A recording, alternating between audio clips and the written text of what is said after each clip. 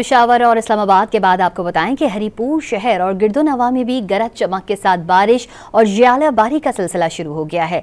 हरिपुर में बारिश के बाद बरसाती नालों में तगयानी आ गई है। जीटी रोड पर पानी जमा होने के बायस शहरियों को मुश्किलात का सामना करना पड़ा।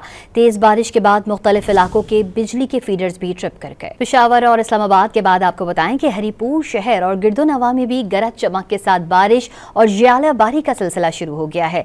हरिपुर में बारिश के बाद बरसाती नालों में तगयानी आ गई है। जीटी रोड पर पानी जमा होने के बायस शहरियों को मुश्किलात का सामना करना पड़ा।